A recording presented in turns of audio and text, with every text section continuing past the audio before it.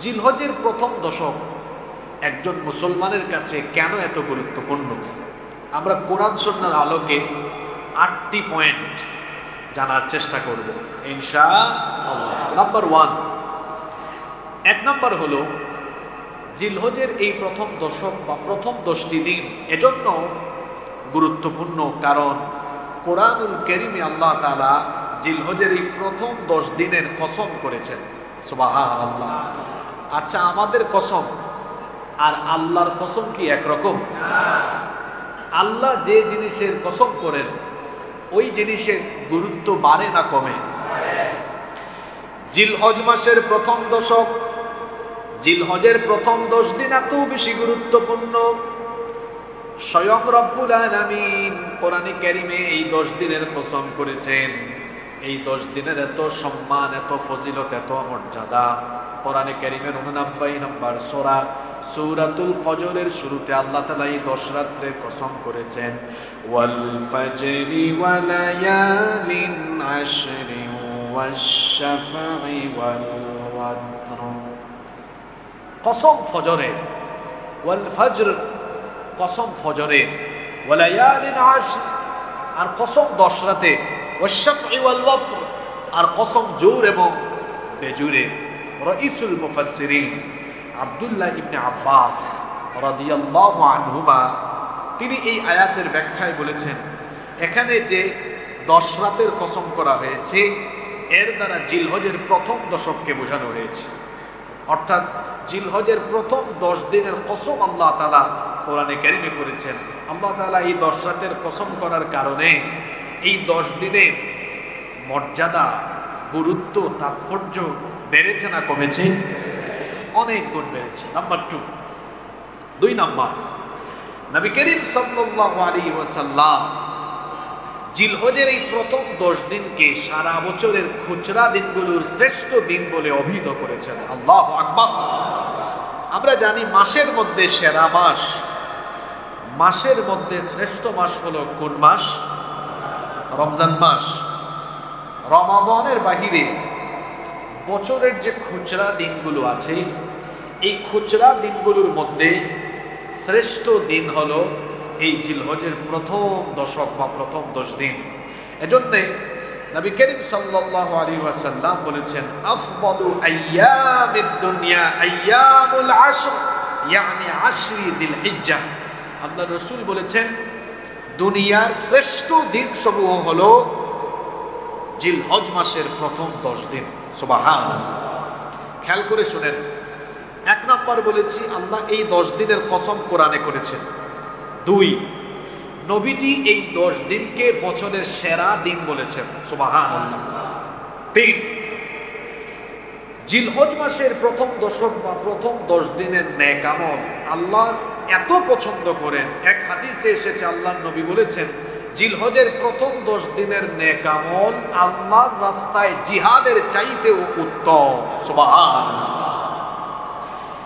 আবু দাউদ এবং তিরমিজি শরীফে হাদিস এসেছে, عن ابن عباس رضي الله عنهما قال قال رسول الله صلى الله عليه وسلم। আব্দুল্লাহ ইবনে আব্বাস রাদিয়াল্লাহু আনহুমা এই হাদিসের বর্ণনাকারী সাহাবী, তিনি বলছেন রাসূল করিম সাল্লাল্লাহু আলাইহি ওয়াসাল্লাম বলেছেন, মা মিন আইয়ামিন আল আমালুস সালিহু ফিহা আহাব্বু ইলাল্লাহি মিন হাদিহিল আইয়াম, ইয়ানি আইয়ামি আশরি যিলহিজ্জাহ। আল্লাহর নবী বলেছেন জিলহজের প্রথম দশকের নেক আমল আল্লাহর কাছে এত প্রিয়, আল্লাহ এই 10 দিনের আমল এত পছন্দ করেন, আল্লাহর রাস্তায় জিহাদের চাইতেও জিলহজের প্রথম 10 দিনের আমল আল্লাহর কাছে অনেক প্রিয়। সাহাবীরা জিজ্ঞেস করলেন, ইয়া রাসূলুল্লাহ, আমরা বলি সাল্লাল্লাহু আলাইহি ওয়াসাল্লাম, ওয়ালাল জিহাদু ফি সাবিলিল্লাহ, আল্লাহর রাস্তায় জিহাদ এর চাইতেও কি জিলহজের প্রথম দশকের নেক আমল আল্লাহর কাছে উত্তম নাকি? আল্লাহর নবী বললেন, ওয়ালাল জিহাদু ফি সাবিলিল্লাহ, আল্লাহর রাস্তায় জিহাদের চাইতেও জিলহজের প্রথম 10 দিনের আমল আল্লাহর কাছে অনেক প্রিয়। তবে ইল্লা রাজুলুন খারাজা বিনাফসিহি ওয়া মালিহি ফালাম ইয়ারজি' মিন যালিকা বিশাই। তবে ওই ব্যক্তির কথা ভিন্ন, যে ব্যক্তি জান মাল দিয়ে আল্লাহর রাস্তায় জিহাদে বের হয়ে শহীদ হয়েছে, তার কথা ভিন্ন। কারণ একজন শহীদের মর্যাদা তো অনেক বেশি। মানুষ মারা যাওয়ার পরে হিসাব হবে, বিচার হবে, কিন্তু এক শ্রেণীর কাছ থেকে আল্লাহ কোনো হিসাব নেবেন না, আল্লাহ তাদের কোনো বিচার করবেন না। সেই শ্রেণী হচ্ছে শহীদ। আল্লাহ শহীদদের কাছ থেকে হিসাব না নিয়ে বিনা হিসাবে বিনা বিচারে আল্লাহ তাদেরকে জান্নাত দিয়ে দিবেন। সুবহানাল্লাহ। এজন্য মরতে তো সবাইকে হবে, দিলের মধ্যে অন্তরের মধ্যে শাহাদাতের তামান্না রাখবেন, শাহাদাতের চেতনা রাখবেন। শাহাদাতের তামান্না অন্তরে রাখলে ফায়দা কি হবে? আল্লাহর নবী বলেছেন, মান সাআলাল্লাহু আশ-শাহাদাতি বিসিদকিন বাল্লাগাহু আল্লাহু মানাজিলাশ শুহাদা'i ওয়া ইম্মাতা আলা ফিরাশিহি। আল্লাহর নবী বলেছেন, যে ব্যক্তি দিলের মধ্যে শাহাদাতের তামান্না লালন করে, সেই ব্যক্তি যদি শহীদ না হয়ে বিছানায় মারা যায়, অন্তরের মধ্যে শাহাদাতের তামান্না থাকার কারণে যেভাবেই তার মৃত্যু হোক না কেন, মরার পরে আল্লাহ তাকে শহীদের মর্যাদা দিয়ে দিবে। এজন্য দিলে সব সময় শাহাদাতের তামান্না রাখবেন। আর যাদের অন্তরে শাহাদাতের তামান্না আছে, ওরা আল্লাহ ছাড়া কাউকে আর ভয় করে না। শাহাদাতের চেতনা রাখা লাগবে। আরে জীবন তো একটাই, মরতে তো একদিন হবেই।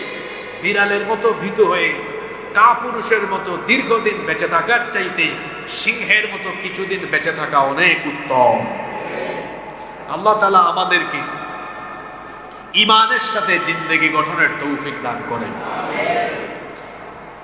জিলহজের প্রথম দশক কেন গুরুত্বপূর্ণ? 3 নাম্বার কারণ বলছিলাম, একটি হাদিসও আমরা শুনছিলাম যে রাসূল বলেছেন জিলহজের প্রথম দশকের আমল আল্লাহর রাস্তায় জিহাদ করার চাইতেও উত্তম। সুবহানাল্লাহ।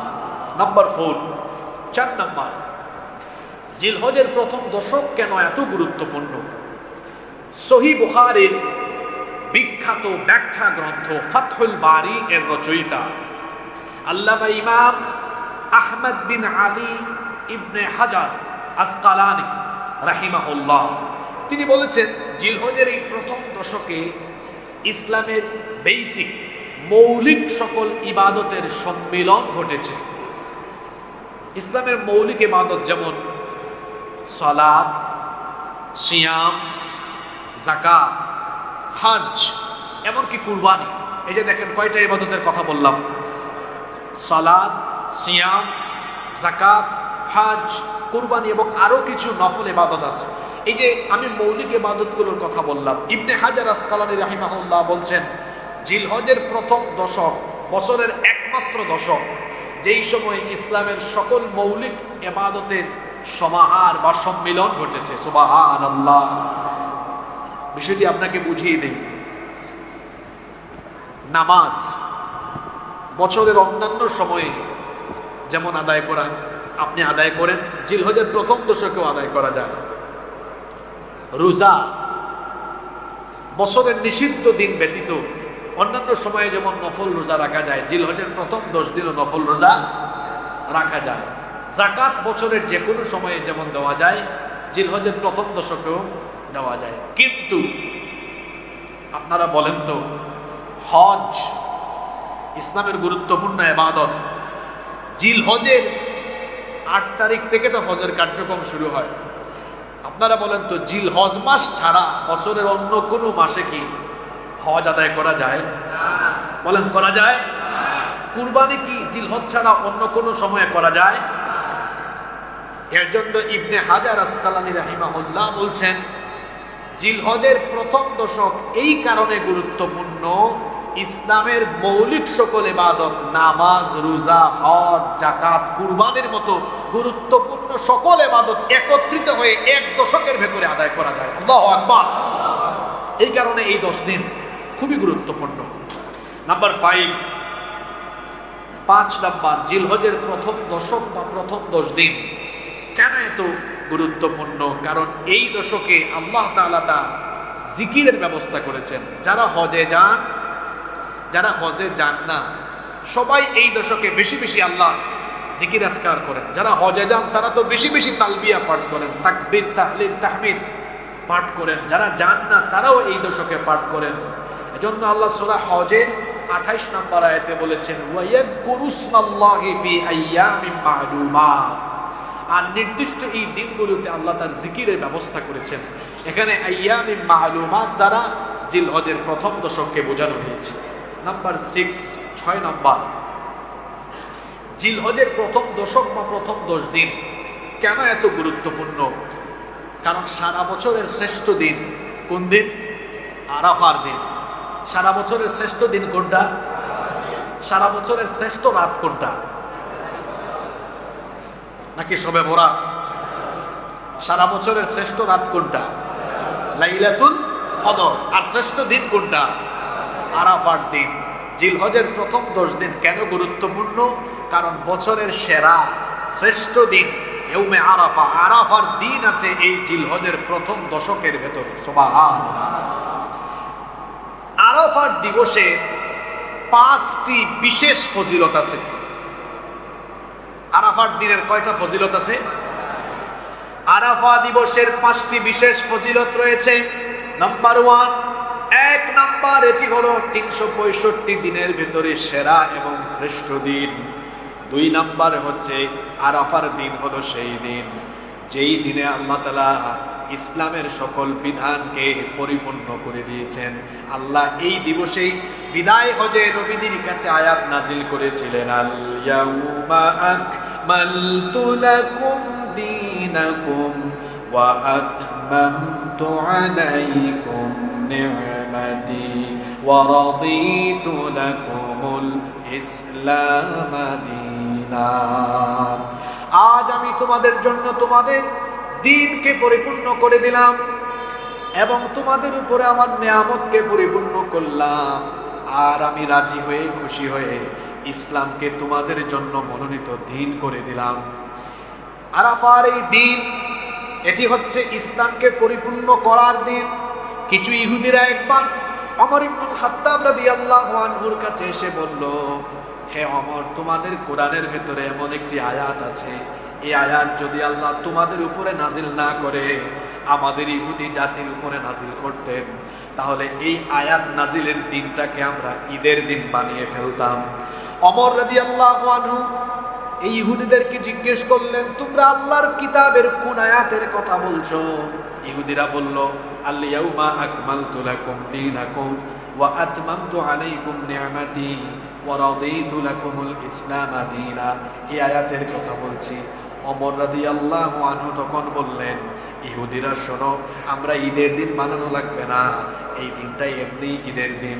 কারণ নবীজি আরাফার দিবসে যেদিন উপস্থিত হয়েছিলেন আর এই আয়াত যেদিন নবীজির কাছে নাজিল হয়েছিল সেই দিনটা ছিল ইয়াউমুল জুমআ, জুমার দিন। আর জুমার দিনকে আল্লাহ তাআলা মুসলমানদের জন্য এমনিতেই সাপ্তাহিক ঈদের দিন বানিয়ে দিয়েছে। আরাফা দিবসের 2 নম্বর ফজিলত হলো এই দিনে আল্লাহ ইসলামের বিধানকে পরিপূর্ণ করেছেন। 3 নম্বর ফজিলত হলো এই দিবসে একটি রোজা আছে। আল্লাহ নবী বলেছেন, সিয়ামু ইয়াউমে আরাফাতা আহতাসিবু ইলা ইন্নী আহতাসিবু আলাল্লাহি আন ইউকাফিরাস সানাতাল্লাতী ক্বাবলা ওয়াস সানাতাল্লাতী বা'দা। আল্লাহ নবী বলেছেন, আরাফার দিবসে যে ব্যক্তি রোজা রাখবে, আমি আশা করি এই রোজার মাধ্যমে আল্লাহ তাআলা ওই ব্যক্তির পূর্ববর্তী বছর এবং পরবর্তী বছর অর্থাৎ আগের এবং পরের 2 বছরের গুনাহ আল্লাহ মাফ করে দিবে। আরাফা দিবসের 4 নম্বর ফজিলত হলো এই দিবসে আল্লাহ তাআলা এত সংখ্যক গুনাহগারদেরকে জাহান্নাম থেকে মুক্তি দেন। বছরের অন্যান্য কোনো দিনে আল্লাহ এত সংখ্যক গুনাহগারকে জাহান্নাম থেকে মুক্তি দেন না। আল্লাহু আকবার। আরাফা দিবসে 5 নম্বর ফজিলত হলো আল্লাহর নবী বলেছেন, খায়রুদ দুআই দুআউ ইয়াউমে আরাফা, সর্বশ্রেষ্ঠ দোয়া হলো আরাফার দোয়া। আরাফা দিবসে বান্দা যখন দোয়া করে আল্লাহ সেই দোয়া কবুল করে। এই মোট কয়টা ফজিলতের কথা বললাম? 5টা ফজিলতের কথা। কোন দিন বলেন? কোন দিন? এই আরাফার দিন আছে জিলহজের প্রথম দশক বা প্রথম 10 দিনের ভেতরে। সুবহানাল্লাহ।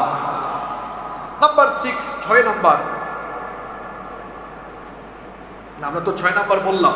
7 নাম্বার, জিলহজের প্রথম দশক কেন এত গুরুত্বপূর্ণ? তার কারণ হচ্ছে এই দশকেই ইসলামের গুরুত্বপূর্ণ ফরজ বিধান হজ পালিত হয়। জিলহজের 8 তারিখ থেকেই হজের আনুষ্ঠানিক কার্যক্রম আরম্ভ হয়ে যায়। নাম্বার 8 নাম্বার, জিলহজের প্রথম দশক এই কারণে গুরুত্বপূর্ণ কারণ এই দশকই কুরবানির মতো গুরুত্বপূর্ণ বিধান রয়েছে। তাহলে এই 8টি কারণ বললাম, আমি আবারও পয়েন্টগুলো রিপিট করি। 1 নাম্বার, আল্লাহ তাআলা কোরআনে কারীমে জিলহজের প্রথম 10 দিনের কসম করেছেন। নাম্বার 2 নাম্বার, আল্লাহ রসুল জিলহজের প্রথম 10 দিনকে বছরের সেরা দিন সমূহ বলে আখ্যায়িত করেছেন। নাম্বার 3, আল্লাহ রসুল জিলহজের প্রথম দশকের আমলকে আল্লাহর রাস্তায় জিহাদের চাইতেও উত্তম বলেছেন। নাম্বার 4 নাম্বার, জিলহজের প্রথম দশকে ইসলামের মৌলিক ইবাদতের সম্মিলন ঘটেছে। নাম্বার 5 নাম্বার, আল্লাহ এই দশকে তার জিকিরের ব্যবস্থা করেছে। নাম্বার 6 নাম্বার, এই দশকেই রয়েছে সারা বছরের শ্রেষ্ঠ দিন আরাফার দিন। নাম্বার 7 নাম্বার হচ্ছে জিলহজের প্রথম দশকে ইসলামের গুরুত্বপূর্ণ ফরজ বিধান হজ পালিত হয়। নাম্বার 8 এবং সর্বশেষ হলো এই দশকেই কুরবানির মতো গুরুত্বপূর্ণ বিধান পালন করা হয়। তাহলে এই 8টি কারণে জিলহজ মাসের প্রথম দশকের গুরুত্ব অনেক অনেক বেশি। সম্মানিত মুসল্লিয়ানি কেরাম, যেহেতু জিলহজ মাসের প্রথম দশক বা প্রথম 10 দিন আমাদের জন্য অত্যন্ত গুরুত্বপূর্ণ, সেহেতু এই 10 দিনকে ভালোভাবে কাজে লাগানোর দরকার আছে না নাই? আজকের জুমায় কেন আমি এই বিষয় নিয়ে কথা বলছি, এর কারণ হলো আগামী জুমার আগেই, খেয়াল করে শোনেন, আগামী জুমার আগেই প্রথম দশক শুরু হয়ে যাবে। আপনারা যেন নিজেরা সচেতন হওয়ার পাশাপাশি আপনাদের ঘরের পরিবারের লোকদেরকেও জিলহজের প্রথম দশক সম্পর্কে সচেতন করে পরিবারবর্গ সবাই মিলে যেন এই দশককে আপনারা কাজে লাগাতে পারেন, এজন্য আমরা আজকের এই খুতবায় এই টপিক নিয়ে কথা বলছি। আপনারা আজকে বাড়িতে গিয়ে জিলহজের প্রথম দশক সম্পর্কে বাসায় যখন দুপুরের খাবার খাবেন, খেতে খেতে পরিবারের মধ্যে আজকের আলোচনার সামারিটা আলোচনা করেন যে দেখো আর 5-6 দিন পরে শুরু হচ্ছে বছরের শ্রেষ্ঠ 10টি দিন। এই 10 দিনের এই ফজিলত আছে, যে পয়েন্টগুলো মনে রাখতে পারেন ঘরে এগুলো বলেন, তারপরে পরিবারের সবাই মিলে এই 10 দিনকে আমরা কাজে লাগাবো ইনশাআল্লাহ। এই দশকে আমরা কি কি করতে পারি, আমি আপনাদেরকে 10টি আমলের ফর্মুলা দিচ্ছি। আল্লাহ যেন আমাদেরকে এগুলো আমল করার তৌফিক দেন, বলেন আমিন। জিলহজের প্রথম দশকে আমরা এই 10টি আমল করে এই প্রথম দশককে ভালোভাবে কাজে লাগাবার চেষ্টা করতে পারি। নাম্বার 1 নাম্বার, প্রথম যে আমল আমরা করব সেটি হচ্ছে প্রতিনিয়ত তাওবা এবং ইস্তেগফার করা। এটি শুধু জিলহজের প্রথম দশকের আমল নয়, একজন মুসলমানের প্রতিদিনের আমল হওয়া উচিত। সে প্রতিদিন তাওবা ইস্তেগফার করবে, কারণ আল্লাহর নবী প্রত্যেক দিন তাওবা ইস্তেগফার করতেন 70 থেকে 100 বার। বুখারী শরীফের এক হাদিসে এসেছে, নবীজি বলেছেন ইন্নী আতুবু ইলাইহি ফিল ইয়াউমি আকথারা মিন 70 মাররা, আমি আল্লাহর কাছে 70 বারের বেশি তওবা করি। আর মুসলিম শরীফের হাদিসে এসেছে আল্লাহর রাসূল বলেছেন ফা ইন্নী আতুবু ইলাইহি ফিল ইয়াউমি 100 মাররা, আমি ডেইলি আল্লাহর কাছে 100 বার তওবা ইস্তেগফার করি। তাহলে এই দুইটা হাদিসকে একত্রিত করলে দেখা যায় যে আল্লাহর রাসূল 70 থেকে 100 বার তওবা করতেন কয় দিনে? সবাই বলেন কয় দিনে? এবার বলেন দেখি, রাসূলের জীবনে গুনাহের কোনো ছিটাফোঁটা আছে? জোরে বলেন আছে? গুনাহ নাই, তারপরেও ইস্তেগফার করেন 70 থেকে কয়বার? আর আমাদের জীবনে গুনাহ নাই তো? জোরে বলেন নাই তো? এবার নিজের বিবেককে প্রশ্ন করেন তো, রাসূলের গুনাহ না থাকা সত্ত্বেও 70 থেকে 100 বার ইস্তেগফার করেন, আপনার গুনাহ আর গুনাহ, আপনি ইস্তেগফার করেন কয়বার? আপনি তো ইস্তেগফারের সময়ই পান না।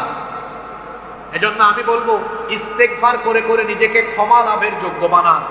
খাবার খাওয়ার আগে যেমন আমরা খাবারের প্লেট ধৌত করে এই প্লেটকে খাবারের উপযোগী করে খাবার নিয়ে খাই, ঠিক তেমনিভাবে নিজেকে ক্ষমা লাভের যোগ্য বানাতে হলে আগে নিজের এই কলুষিত পাপাচারে নিমজ্জিত এই নফস, এই অন্তরাত্মাকে তওবার মাধ্যমে পরিশুদ্ধ করে আল্লাহর ক্ষমা লাভের যোগ্য বানাতে হবে। এজন্য প্রতিদিন তওবা ইস্তেগফার করুন, প্রথম দশকে বেশি বেশি করুন, বেশি বেশি করুন। আমি অনুরোধ করব প্রত্যেক ব্যক্তি প্রতিদিন 70 থেকে 100 বার ইস্তেগফার করেন। সকাল থেকে শুরু করেন। সময় পাইছেন আস্তাগফিরুল্লাহ, সময় পাইছেন আস্তাগফিরুল্লাহ। আপনি জানেন এই ছোট্ট বাক্যের কত ফজিলত।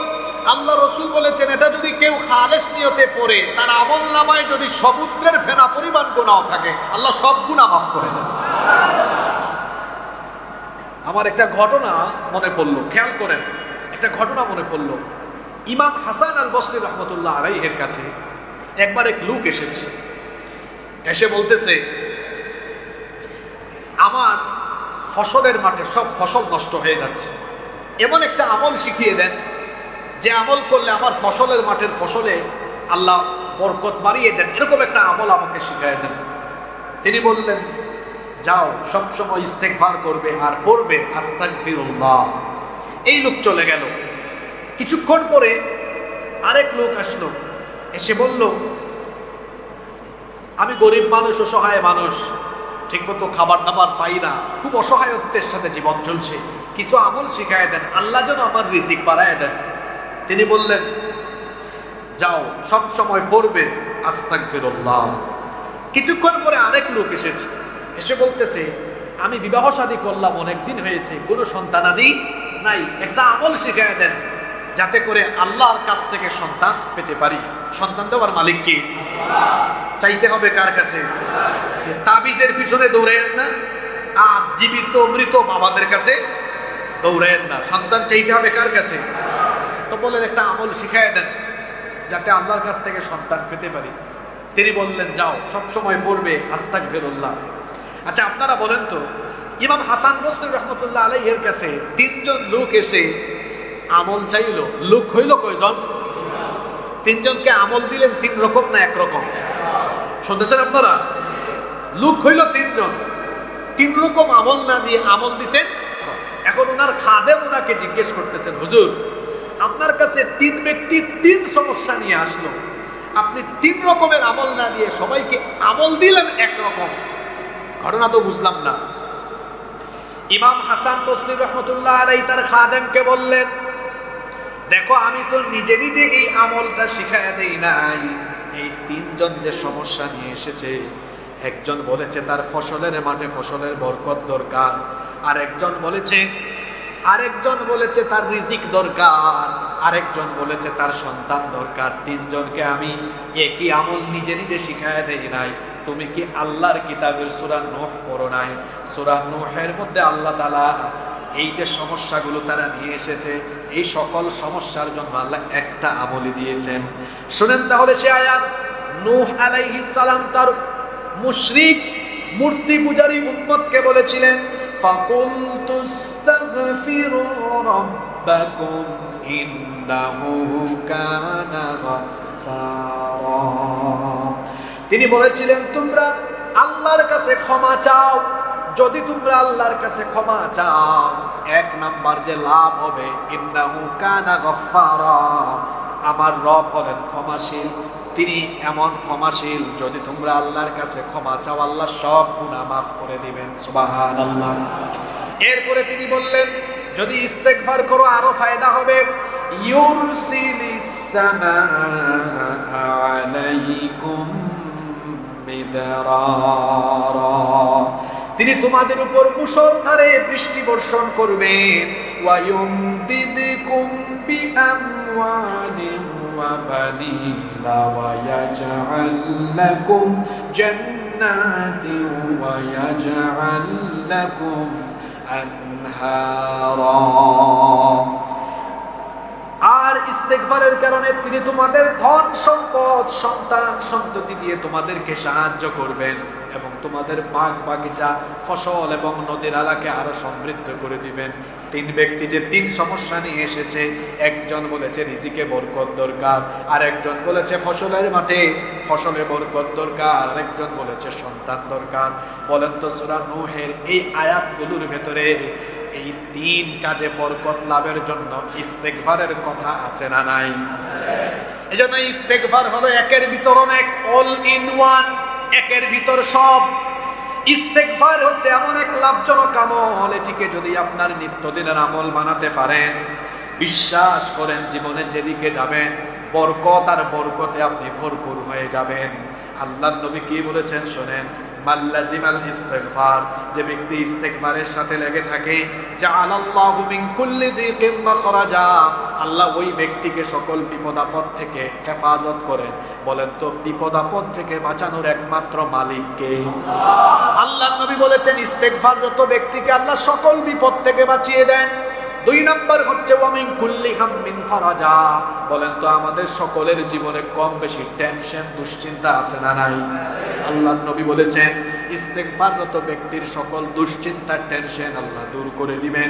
3 নম্বর লাভ হলো আল্লাহর নবী বলেছেন ওয়া মিন হাইতু রাযাকাহু লা ইয়াহতাসিব, রিজিকের টেনশন আপনাকে করতে হবে না, রিজিকের মালিক যিনি সেই রাজ্জাক আপনার ধারণাতীত জায়গা থেকে আপনার রিজিকের ব্যবস্থা করে দিবে। ইস্তিগফারের ফজিলত বললে আমাকে কয়েক জুমা ধারাবাহিক কথা বলতে হবে, এত ফজিলতের কথা কোরআন হাদিসে বলা আছে। আমি আশ্চর্য হই যে আমরা ইস্তিগফারের মতো এত গুরুত্বপূর্ণ আমলকে অবহেলা করি। সম্মানিত মুসল্লিয়ানি কেরাম, আমি অনুরোধ করছি এই আমলটা কেউ মিস করবেন না। ইস্তিগফারের এত ফজিলত, ইস্তিগফারের এত ফজিলত, ইস্তিগফাররত বান্দাকে আল্লাহ তাআলা কখনোই বিপদে ফেলেন না। সুবহানাল্লাহ পড়বেন না? এটা আমার কথা নয়। আজকেই বাড়িতে গিয়ে আল্লাহর কিতাবের 8 নম্বর সূরা সূরাতুল আনফালের 33 নম্বর আয়াত পড়বেন, দেখবেন আল্লাহ ওই আয়াতের শেষাংশে বলেছেন ওয়া মা কানাল্লাহু মুআযিবাহুম ওয়া হুম ইয়াস্তাগফিরুন। আল্লাহ তাআলা বলছেন ইস্তিগফাররত ব্যক্তির উপরে আল্লাহ তাআলা কখনো গজব দেন না। আল্লাহর কথা সত্য না মিথ্যা? আল্লাহর কথা সত্য না মিথ্যা? একবার এক বুজুর্গ ব্যক্তি কোথাও সফরে যাচ্ছেন, তো গাড়িতে উঠার পরে তিনি কিছুক্ষণ পর পর শুধু পড়েন আস্তাগফিরুল্লাহ আস্তাগফিরুল্লাহ। তো পাশের প্যাসেঞ্জার বলতেছে আপনি একটু পর পর শুধু আস্তাগফিরুল্লাহ আস্তাগফিরুল্লাহ পড়েন কেন? তিনি উত্তরে বললেন যে দেখো গাড়ির মধ্যে আছি, খুব রিস্কে আছি আমরা সবাই, এটা যে কোনো মুহূর্তে দুর্ঘটনায় পড়তে পারে। শুধুমাত্র গাড়িতেই যে আমরা দুর্ঘটনায় পড়তে পারি বিষয়টা এমন নয়, 24 ঘন্টায় আমরা রিস্কে আছি, কারণ পৃথিবীটাই হলো রিস্কি জোন। তো এই রিস্কি জোনে বসবাস করে বিপদ আপদ যে কোনো সময় তো হয়ে যেতে পারে। আল্লাহ যেন আমাকে বিপদে না ফেলেন, বিপদ থেকে আল্লাহ যেন বাঁচানোর জন্য আমি আস্তাগফিরুল্লাহ আস্তাগফিরুল্লাহ পড়ি। কারণ আল্লাহ সূরা আনফালে বলেছেন ইস্তিগফাররত ব্যক্তিকে আল্লাহ আযাব গজব বিপদ আপদে ফেলেন না, আল্লাহ নিজে তাকে হেফাজত করেন। এই জন্যই গাড়ির ভেতরে বসে আছি, কি করব? একটু পর পর আস্তাগফিরুল্লাহ আস্তাগফিরুল্লাহ জপতে আছি। সুবহানাল্লাহ। এজন্য এই আমলটা আমরা করব ডেইলি। কত থেকে কতবার? 70 থেকে 100 বার ইনশাআল্লাহ। এটা কি শুধু জিলহজের প্রথম দশক না সারা বছর? সারা বছর, সারা জীবন ইনশাআল্লাহ। বলছিলাম জিলহজের প্রথম দশকে 10টা আমল বেশি বেশি আমরা করব। 1, তওবা ইস্তিগফার রেগুলার করব, মিস করব না ইনশাআল্লাহ। নাম্বার 2 নম্বর, যারা কুরবানি দেওয়ার নিয়ত করেছেন তারা এবং যারা কুরবানি করবেন না তারাও এই আমলটি করতে পারবেন। সবাই এই আমলটা করতে পারবেন। সেটা হলো জিলহজের চাঁদ উদিত হওয়ার পরে হাত পায়ের নখ, চুল, দাড়ি, গোঁফ, শরীরের অবাঞ্ছিত অংশের লোম কর্তন করবেন। এটা যারা কুরবানি করবেন তারাও, যারা কুরবানি করবেন না তারাও এই আমলটি করবেন। আপনারা একটু ডেট দেখবেন, আজকে তো বললাম 24 জিলকদ। তো চুল, দাড়ি, গোঁফ, হাত পায়ের নখ এগুলো কাটা দরকার হলে জিলহজ শুরু হওয়ার আগেই কেটে ফেলবেন।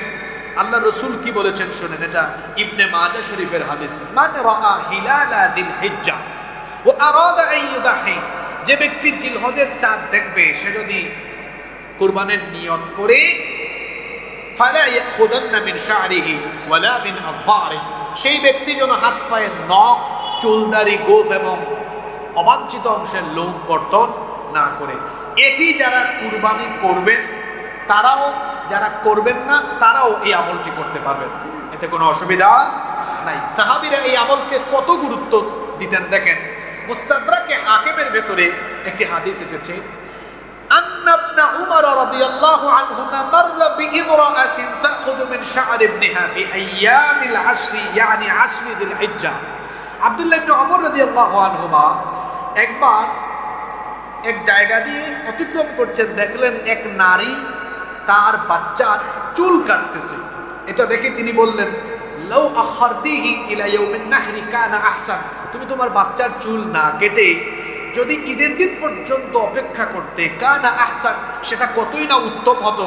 কারণ এই দশকে চুল, দাড়ি, গোঁফ, হাত পায়ের নখ এবং অবাঞ্ছিত অংশের লোম কর্তন করতে নিষেধ করেছেন মুহাম্মাদুর রাসূলুল্লাহ সাল্লাল্লাহু আলাইহি ওয়াসাল্লাম।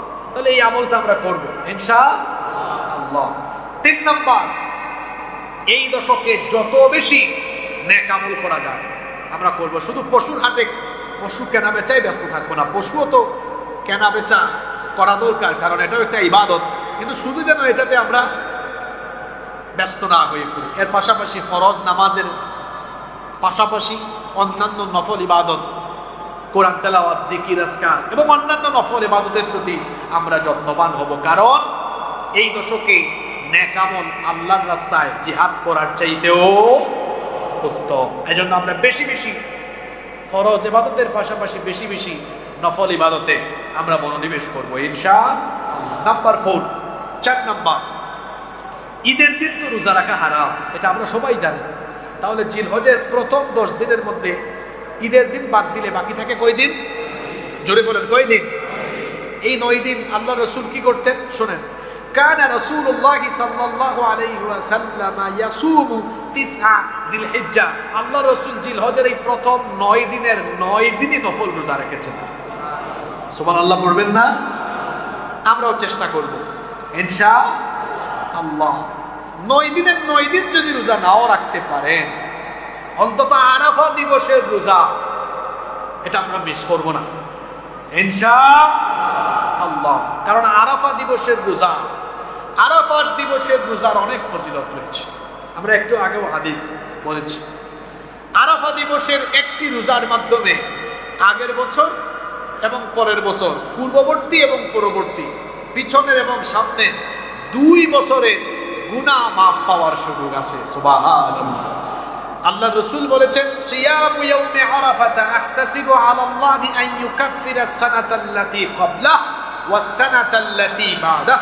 মুসলিম শরীফের হাদিস। আল্লাহ রাসূল বলেছেন, আরাফা দিবসের রোজার ব্যাপারে আমি আশা রাখি এই রোজার মাধ্যমে আল্লাহ তাআলা আগের এবং পরের 2 বছরের গুনাহ আল্লাহ তাআলা মাফ করে দিবেন। সুবহানাল্লাহ পড়বেন না? কোন গুনাহ? মুহাদ্দিসিনে কেরাম বলেছেন এর দ্বারা সগীরা গুনাহ উদ্দেশ্য। তবে কোন কোন মুহাদ্দিস বলেছেন যদি কোনো ব্যক্তি খালেস নিয়তে তওবা করে এরপরে আরাফা দিবসের রোজা রাখে, শুধু সগীরা গুনাহ নয়, আল্লাহ কবিরা গুনাহও মাফ করে দিবেন। এখন প্রশ্ন হলো, আরাফা দিবসের রোজা আমরা কোন দিন রাখবো বা কয়টা রাখতে হবে? কোন দিন আরাফা দিবসের রোজা রাখবো? আমাদের দেশে আরাফা দিবসের রোজা নিয়ে দেখা যায় খুব তর্ক বিতর্ক হয়। আমরা তর্ক বিতর্ক না করে আমরা কিন্তু খুব চমৎকার একটি সমাধানপূর্ণ জায়গায় চাইলেই যেতে পারি। সেটা কিভাবে? দেখেন, আরাফা দিবসের রোজা কোন দিন রাখবেন এ বিষয়ে 2টা মত আছে। আরাফা দিবস যেই দিবসে হাজী সাহেবরা আরাফার মাঠে উপস্থিত হন, সৌদি আরবে সেদিন জিলহজ মাসের 9 তারিখ, কিন্তু আমাদের বাংলাদেশে সেদিন জিলহজের কত তারিখ? 8 তারিখ। এখন আমরা কি 8 তারিখে রোজা রাখবো নাকি 9 তারিখে রোজা রাখবো? এ ব্যাপারে ফুকাহায়ে কেরামদের 2টা মত আছে।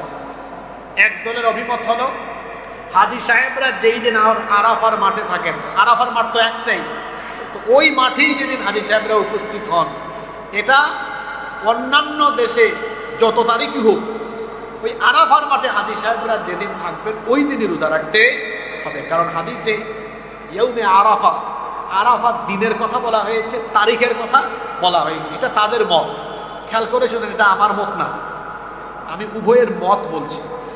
আরেক দলের অভিমত হলো যে না,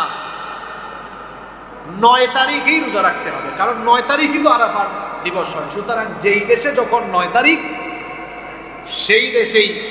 সেই দেশে 9 তারিখেই রোজা রাখতে হবে। তাহলে দেখা যাচ্ছে আরাফার দিনের সাথে মিলায় রাখলে হয় 8 তারিখ, আর তারিখের উপর নির্ভর করলে হয়ে যায় 9 তারিখ। তো আমাদের দেশে আবার মাদ্রাসায় মুফতির চাইতে ফেসবুকে মুফতির সংখ্যা অনেক বেশি। যেমন এই ভিডিও যখন ইন্টারনেটে, ফেসবুকে বা ইউটিউবে মানুষ দেখবে, তখন আমার পুরো বক্তব্য শোনার আগে এক গ্রুপ মুফতি আছে, তারা হুট করে কমেন্টে গিয়ে বলবে আমার মতে 8 তারিখ, আরেকজন বলবে আমার মতে 9 তারিখ। কারণ এখন মাদ্রাসার চাইতে বেশি মুফতি ফেসবুকে পাওয়া যায়। তো দেখেন, আমরা এই উভয় মতকে আগেই বলেছি, আমরা কিন্তু চাইলেই এই উভয় মতের মধ্যে একটা ব্যালেন্স করতে পারি। বলবেন কিভাবে? আমরা 8 তারিখ 9 তারিখ নিয়ে তর্কাতর্কি না করে আমরা তো চাইলে একটা কাজ করতে পারি, সেটা হলো আমরা 8 তারিখেও রোজা রাখি, 9 তারিখেও রোজা রাখি। অসুবিধা আছে? তাহলে তো আরাফা দিবসের ফজিলত আর মিস হওয়ার কোনো সম্ভাবনা নাই। এমনিতে তো কিছুক্ষণ আগে আমরা হাদিস শুনেছি, আল্লাহর রাসূল জিলহজের প্রথম 9 দিনই রোজা রাখতেন। আমি পারলে 9 দিনই রাখলাম, 9 দিন যদি নাও পারি, তর্কে বিতর্কে না গিয়ে আমি যদি 8 ও 9 ও 2 দিনই রোজা রাখি, তাহলে কোনো অসুবিধা আছে? জোরে বলেন, কোনো অসুবিধা আছে? তর্কাতর্কি করে আসলে কোনো সমাধানে আসা যায়? তর্ক করে কোনো সমাধানে আসা যায় না, ব্যালেন্স করে সমাধানে আসা যায়। এজন্য আমরা বলবো আমরা 8 তারিখ 9 তারিখ এই উভয় দিনই আমরা রোজা রাখবো ইনশাআল্লাহ। তবে হাজী সাহেবরা যারা হজে গিয়েছেন তারা কিন্তু আরাফার দিবসে রোজা রাখতে পারবেন না, নিষেধ করেছেন মুহাম্মাদুর রাসূলুল্লাহ সাল্লাল্লাহু আলাইহি ওয়াসাল্লাম। সুনানে আবু দাউদের হাদিস, আল্লাহর রাসূল হাজী সাহেবদেরকে নিষেধ করেছেন। আন্না রাসূলুল্লাহ, আমরা বলি সাল্লাল্লাহু আলাইহি ওয়াসাল্লাম, নাহা আন সাওমি ইয়াউমি আরাফাতা বিআরাফা। আল্লাহ রাসূল আরাফার দিবসে উপস্থিত লোকদেরকে অর্থাৎ হাজী সাহেবদেরকে রোজা রাখতে নিষেধ করেছেন। কারণ কি? কারণ হজ শুধু আর্থিক ইবাদত নয়, এটা শারীরিকও ইবাদত। এজন্য কারো কাছে টাকা থাকলেই তার উপর হজ ফরজ না, তার শারীরিক সক্ষমতাও থাকা লাগবে। তো আরাফার মাঠে উপস্থিত হবেন, সেই দিন তো তার ফিজিক্যাল অনেক এনার্জির দরকার আছে। রোজা রাখার কারণে তিনি দুর্বল হয়ে যেতে পারেন, এজন্য তার এনার্জি থাকা দরকার। এজন্য রাসূল হাজী সাহেবদেরকে রোজা রাখতে নিষেধ করেছেন। সম্মানিত মুসল্লিয়ানি কেরাম, তাহলে আমরা আরাফা দিবসের রোজার ব্যাপারে আমরা যেন তর্কে বিতর্ক লিপ্ত না হই যে 8 না 9, আমরা তর্ক বিতর্ক না করে 8ও রোজা রাখবো, 9ও রোজা রাখবো। তর্ক বিতর্কে কোনো সমাধানে আসা যায় না। এই যে আপনি দেখেন বাংলাদেশের বর্তমান পরিস্থিতি, এগুলো নিয়ে কথা বলতে এখন আমার কেন জানি রুচিতেও বাধে। কারণ এই দেশের মানুষের যে হাসলত, এই দেশের মানুষের হাসলত দেখে আমার কেন জানি মনে হয় এদেরকে বেশি স্বাধীনতা দেওয়া উচিত না, এদেরকে গুলামির ভিতরে রাখা উচিত। কারণ এরা স্বাধীনতা পেয়ে গেলে, বিপদ কেটে গেলে এরা অহংকারী হয়ে যায়। এরা স্বাধীনতা ভালো থাকার নেয়ামত বুঝে না। সুতরাং যারা ভালো থাকার নেয়ামত বুঝে না, এই সকল লোকদেরকে গুলামির জিঞ্জিরেই রাখা উচিত ততদিন, একেবারে খালেস তওবা করে ভালো হয় না যতদিন। আশা করি বুঝতে পেরেছেন। এই দেশের রাজনীতি নিয়ে আমি আর কোনো কথা বলতে চাই না। অসুস্থ রাজনীতি, অসুস্থ রাজনীতির ফলে দেশটাকে অসুস্থ করে ফেলা হয়েছে। কোনো কিছু হলেই রাস্তাঘাট অবরোধ। পেয়েছেনটাকে হ্যাঁ, অসুস্থতার কবলে পড়ে গিয়েছে আমার দেশ। জানি না এই থেকে আমরা কবে যে মুক্তি পাবো, এটা একমাত্র আল্লাহ ভালো জানেন। এজন্য চুপচাপ হয়ে গিয়েছে। কি বলবো বলেন? তর্ক বিতর্ক করে করে দেখেন না এখন দেশের অভ্যুত্থানের পক্ষের সকল শক্তি এখন বিভাজনে লিপ্ত হয়ে বিভক্ত হয়ে গিয়েছে। মনে রাখবেন, আপনার শত্রু আপনার বিভক্তির অপেক্ষায়। সে আপনার বিভক্তি পেলেই সুযোগ বুঝে সে কিন্তু এমন কাজ করবে যেটা আপনি কল্পনাও করতে পারবেন। মাথার মধ্যে গিলু থাকলে ভালো, বুঝে থাকলে ভালো, না বুঝলে বিপদে আবার পড়তে হবে। তবে কেন জানি মনে হচ্ছে এই দেশের ভাগ্য আকাশে তমসাচ্ছন্ন নিকষ কালো মেঘ জমে গিয়েছে। যদি এখনই সময় থাকতে সাবধান না হন, তাহলে সামনে এমন বিপদ আসবে, আবারও যুগের পর যুগ গুলামের জিঞ্জিরে আবদ্ধ থাকা লাগবে। এই দেশটাকে স্বাধীন হওয়ার পর থেকে 54 বছর ধরে এই দেশের উপরে শুধু জুলুমের পর জুলুম হচ্ছে। আমরা যে শান্তির কথা বলি, এই শান্তি এখনো আসে নাই। আর আমি এক বাক্যে বলে দেই, শান্তি আপনারা ততদিন পাবেন না যতদিন না মানুষের তৈরি করা আইনকে বঙ্গোপসাগরে ফেলে দিয়ে আল্লাহর আইনকে গ্রহণ করবেন। এক কথায় এক বাক্যে উত্তর দিলাম, এ নিয়ে আর কোনো ওয়াজের দরকার নেই। এক বাক্যের এক ওয়াজ, সেটা হলো মানুষের তৈরি করা আইন দিয়ে কোনোদিন আপনারা শান্তি পাবেন না যতদিন আপনারা সবাই ঐক্যবদ্ধ হয়ে এইসব আইন কানুনকে ডাস্টবিনে আর বঙ্গোপসাগরে ফেলে আপনারা আলেমদের সাথে এসে যতদিন না আপনারা আল্লাহর কোরআনের আইন কায়েমের জন্য ঐক্যবদ্ধ হবেন না, ততদিন পর্যন্ত এই জাতি গোলামি থেকে মুক্তি পাবেন না। দেখা যাবে ফেসিবাদের পর ফেসিবাদ, জালিমের পর জালিম আসবে, মানুষের কোনো পরিবর্তন হবে না। পরিবর্তনের জন্য মানুষের আইন নয়, পরিবর্তনের জন্য যার আইন দরকার তিনি কে? আপনি কি রাগ করলেন নাকি? আমরা এখন কোনো কথা বললেও বিপদ। কিছু লোক বলে হুজুর কুরআন হাদিসের ওয়াজনা করবে, রাজনীতি করবে কেন? রাজনীতি কি আপনার বাপ দাদার সম্পদ যে আপনি শুধু রাজনীতির কথা একাই বলবেন? এদেশে আলেমরা সকল বিষয় নিয়ে কথা বলবে। রাজনীতি করার আপনার যেমন অধিকার আছে, তেমনি রাজনৈতিক কোনো ভুল থাকলে আলেমরা সেই ভুল ধরিয়ে দেওয়ার অধিকার রাখে। কারণ আলেমরা আপনার মতো নয়, তাদের আলাদা মর্যাদা আছে। আলেমরা হলো মুসলিম উম্মার অভিভাবক, তাদের আলাদা মর্যাদা আছে।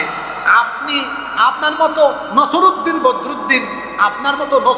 বদরুদ্দিন তো আলেম উলামার ওয়ারিস নয়, নবী রাসূলের ওয়ারিস নয়। আপনার মতো নসরুদ্দিন বদরুদ্দিন নবী রাসূলের ওয়ারিস নয়। নবী রাসূলের ওয়ারিস হচ্ছেন কারা? আলেম উলামারা। সুতরাং আলেম উলামারা কথা বলবেন না তো কে কথা বলবেন? আলেম উলামারাই যত অসঙ্গতি আছে অসঙ্গতি নিয়ে কথা বলবেন। একজন ডাক্তার যেমন রোগীর কোনো রোগ পেলে সেই রোগের কারণ আর প্রতিকার বর্ণনা করেন, আলেম উলামা হচ্ছেন উম্মার ডাক্তার, মুসলিম উম্মার ডাক্তার। তারা আধ্যাত্মিক রাহবার, তারাও জাতি কোন দিকে গেলে ভুল করবে সেই ভুলগুলো ধরিয়ে দিয়ে সঠিক রাস্তা কোরআন সুন্নাহর আলোকে দেখিয়ে দিবেন। এটি তাদের দায়িত্ব, এটি তাদের রেসপন্সিবিলিটি। আল্লাহ আমাদেরকে বোঝার তৌফিক দান করেন। বলছিলাম জিলহজের প্রথম দশকের আমলের কথা, 4টা আমল বললাম। নাম্বার 5, এই দশককে বেশি বেশি জিকির করবেন। এখন আমাদের দেশে তো কত জাতের জিকির, হুক হাক কুৎকা, কত জিকির মানুষ বের করেছে। আফদালুল যিকরি, সর্বশ্রেষ্ঠ জিকির হলো লা ইলাহা ইল্লাল্লাহ। জিকির করতে মন চায় বলবেন লা ইলাহা ইল্লাল্লাহ, অথবা বলেন সুবহানাল্লাহ, আলহামদুলিল্লাহ, লা ইলাহা ইল্লাল্লাহু আল্লাহু আকবার। হুক্কুর হুক্কুর জিকির বানাইছে। জিকির হলো লা ইলাহা ইল্লাল্লাহ, এটা শ্রেষ্ঠ জিকির। নাম্বার 6 নম্বর এই দশকের আমল হলো তাহলিল, তাকবীর এবং তাহমিদ বেশি বেশি পড়া। তাহলিল হলো লা ইলাহা ইল্লাল্লাহ, তাকবীর হলো আল্লাহু আকবার, তাহমিদ হলো সুবহানাল্লাহ বা ওয়ালিল্লাহিল হামদ। তাহলে আমরা এগুলোকে সমন্বয় করে বলতে পারি লা ইলাহা ইল্লাল্লাহু আল্লাহু আকবার ওয়ালিল্লাহিল হামদ। 7 নম্বর আমল হলো আল্লাহ যাদেরকে সামর্থ্য দিয়েছেন এই দশকে হজ এবং উমরা করা। 8 নম্বর আমল হলো আরাফাত দিবসে বেশি বেশি দোয়া করা, কারণ এই দিবসে দোয়া কবুল করেন কে?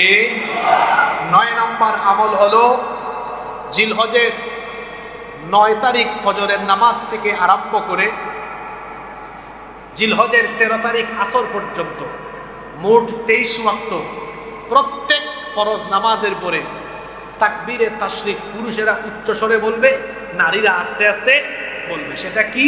আল্লাহু আকবার, আল্লাহু আকবার, লা ইলাহা ইল্লাল্লাহু আল্লাহু আকবার ওয়ালিল্লাহিল হামদ। 10 নম্বর আমল হলো আল্লাহ যাদেরকে সামর্থ্য দিয়েছেন কুরবানির দিনগুলোতে কুরবানি করা। এই কয়টা আমলের কথা বললাম? জিলহজের প্রথম দশকে আমরা এই 10টা আমল করব ইনশাআল্লাহ।